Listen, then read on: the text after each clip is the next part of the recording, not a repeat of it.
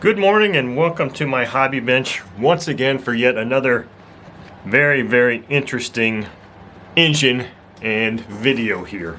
Today on the bench I've got an engine that I never really ever thought I'd ever get a chance to touch, see in person, and possibly even run. This came to me from a new customer. He sent me this engine and another engine to service, and this is just as the box says. It's the Fox Twin engine.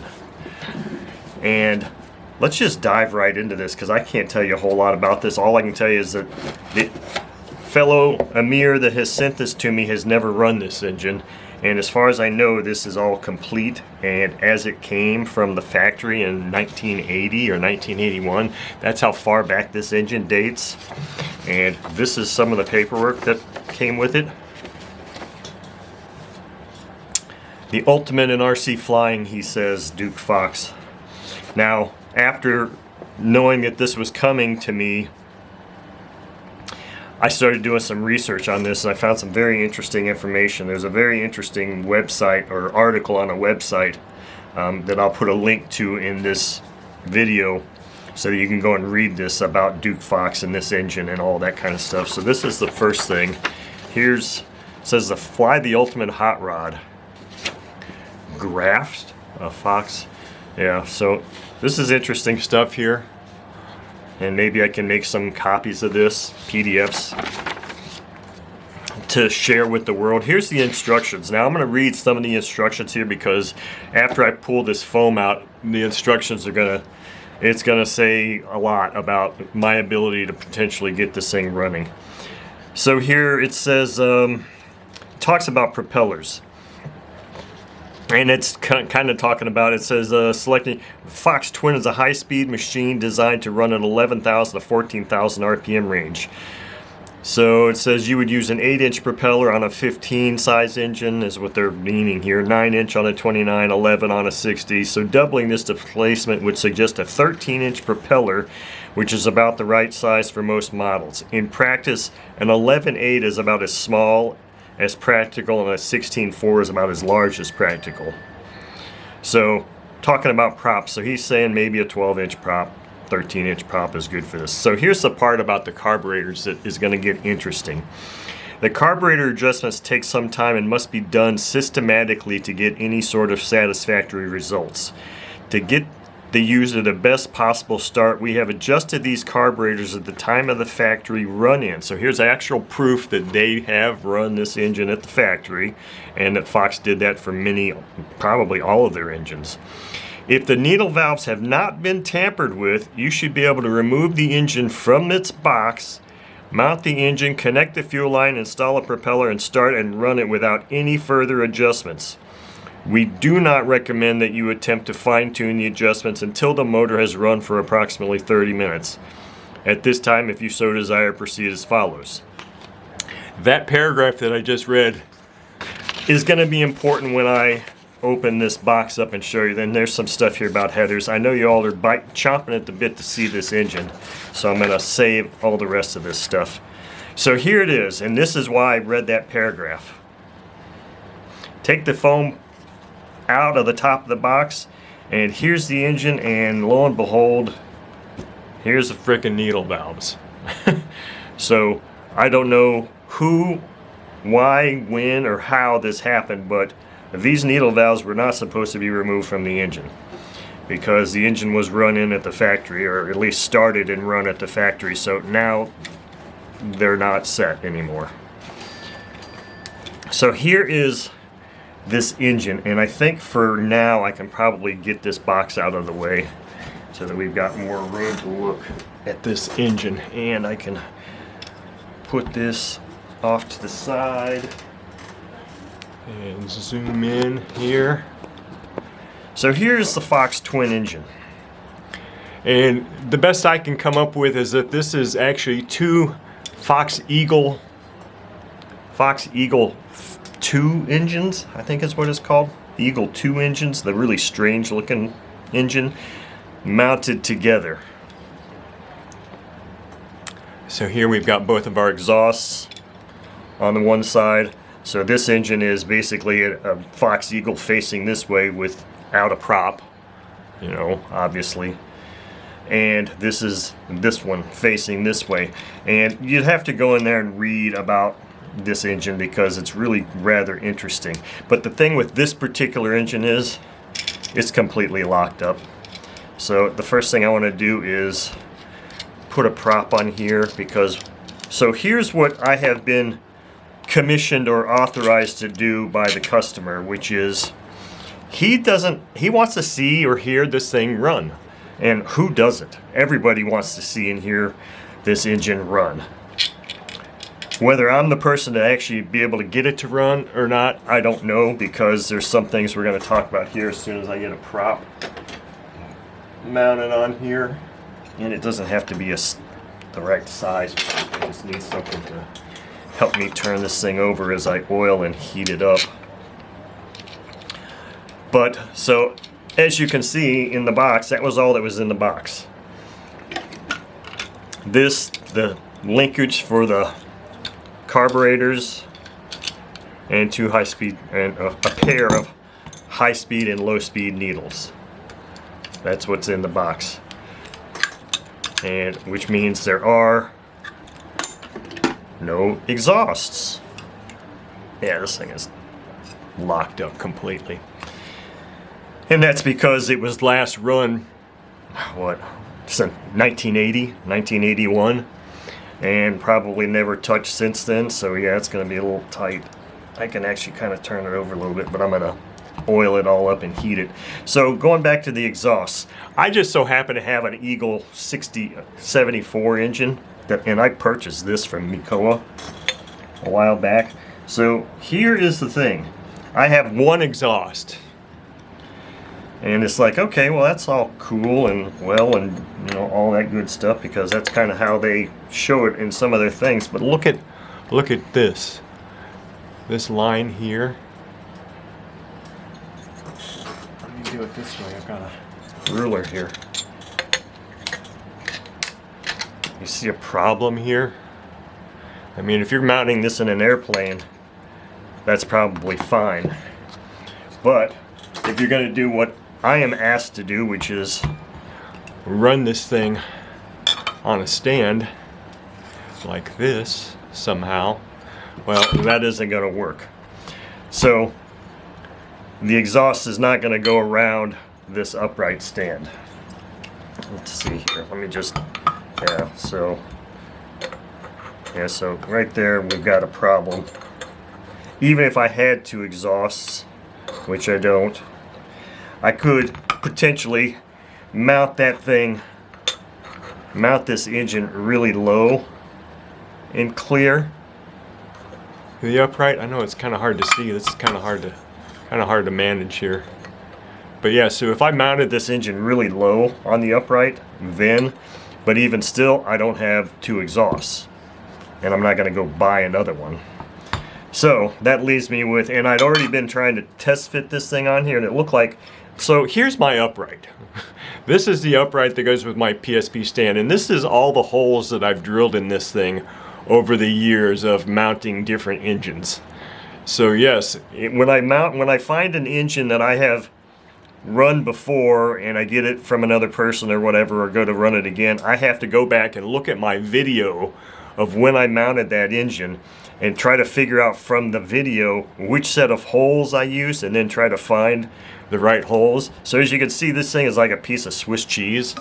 So I'm like, I don't want to have to sit there and drill holes in this thing, because it ate one drill bit already. That's the end of a bit that didn't quite make it through there. That bit must have been getting pretty dull, but I mean, this is pretty thick aluminum. It's 3/8 inch thick aluminum at least. So yes, this upright has had its better days. So I was looking to see if I could find a way to mount this thing. I think I found it like this, where I can at least utilize these top two holes, and then all I have to do is drill a couple other holes and then one for the throttle. But the other thing is, look at this. The holes in this back plate are tiny. I mean, they're tiny. That's a number 6 screw. That's all I can fit in there is a number 6 screw. So at least if I have to drill holes, which I'm going to have to drill holes in this thing, at least then it's only a number 6 screw. So those are the things. So the other thing is, luckily there was a pretty decent picture, is the throttle linkage is not installed on here. So I have to figure that out too. So the question is, you know, and like I said, Amir wants me to mount and attempt to do a run with this. He doesn't care if it runs really well, because I don't know that it will, because this would take time. And of course, now that all the factory settings for the high speed and low speed needles are out, it's like I was looking to try to figure out if I could find a manual for this engine for one of these engines. I think it's a Fox Eagle or Eagle 2 or something like that. I have to go back and look and see if that manual says what the settings are, and of course it doesn't. So it's one of those things where, crap, suddenly what seemed like a really cool thing to do is not necessarily going to be so cool or easy to do. So I'm going to start off with just putting some oil as much as I can in these holes, because like this, both carbs are locked up also.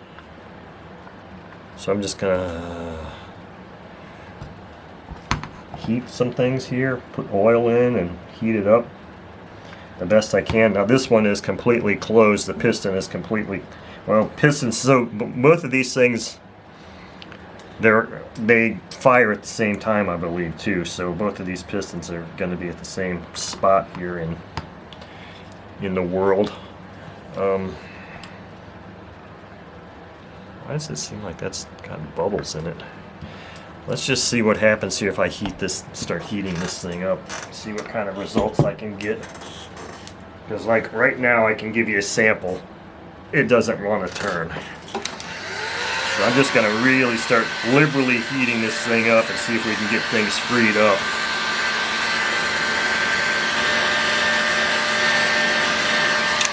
Let's just see if that's enough to get this thing moving at all.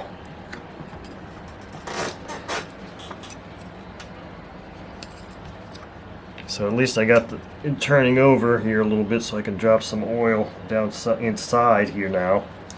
I don't know if that was enough heating to get the carburetors to move. It's pretty stiff.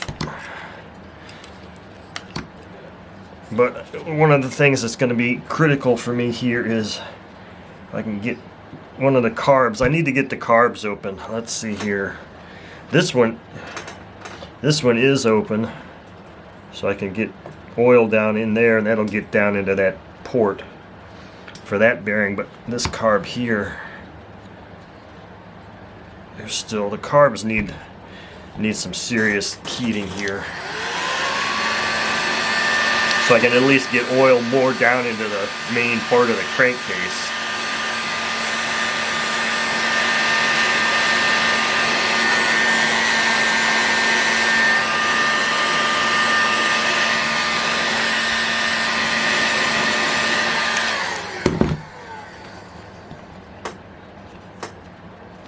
There we go. That one's starting to free up a little bit. Not a lot, but a little bit.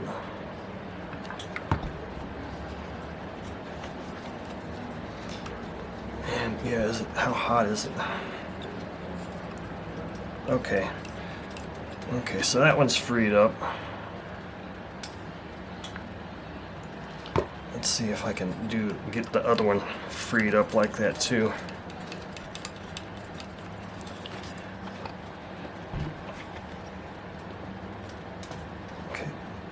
Yeah, no, I have to really heat this one up now. Right before I do that, I think this one's already open, so I can at least shoot some oil down in there.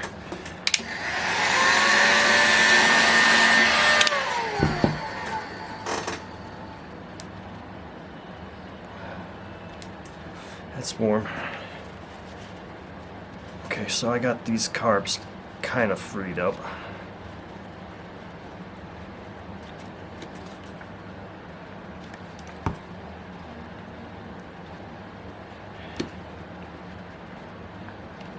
Now I can start heating up the rest of the engine more. That one's still pretty tight. I'm probably going to have to pull these barrels out and clean that barrel off.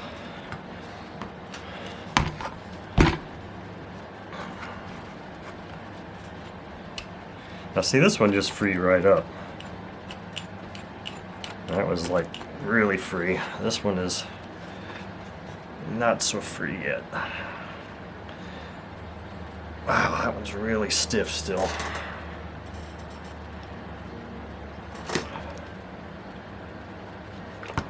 Let's see if a little bit more heat will work that one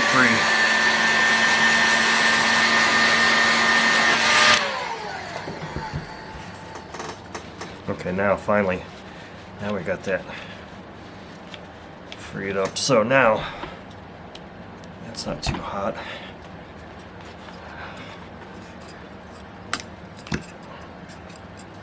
It's still pretty stiff, and it seems like it's really stiff right around here, so I really want to kind of get oil in there.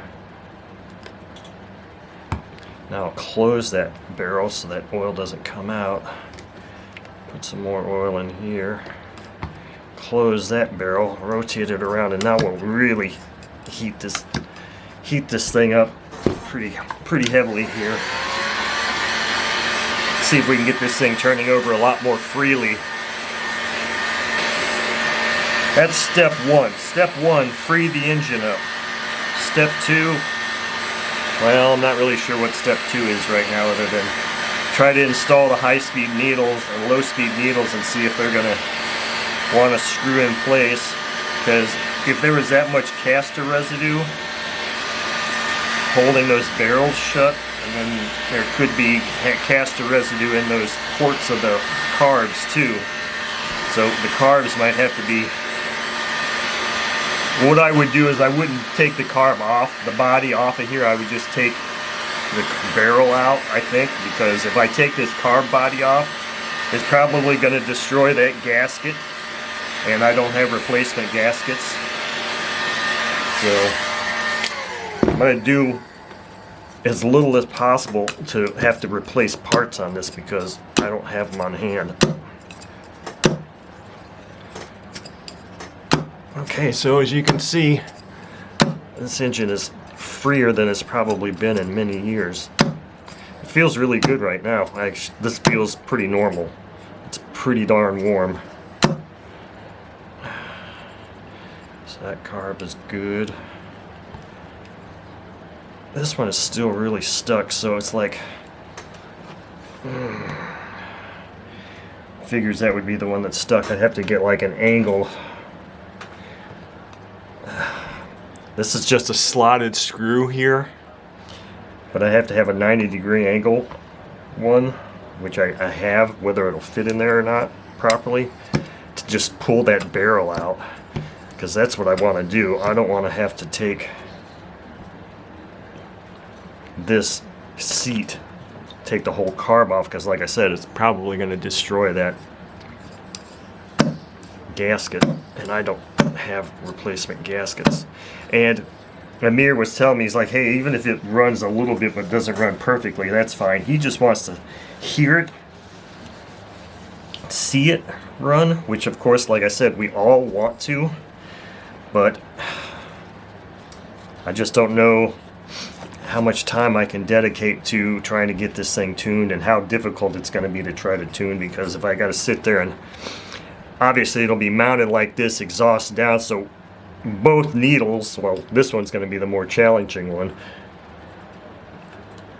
That looks like the throttle, main throttle set would be the high-speed needle, so I'd have to be trying to get underneath here. Adjustments of this needle are not going to be able to be done with the engine running, is the bottom line, because I'd be sticking my hand underneath the open exhaust and in line and getting close to the prop. So I mean, this engine presents some safety challenges with trying to run it also, in addition to me trying to getting some holes drilled in my upright and getting it running. So I'm going to take a quick break here, and I may come back and try and put these high-speed, low-speed needles in and see what they're going to feel like.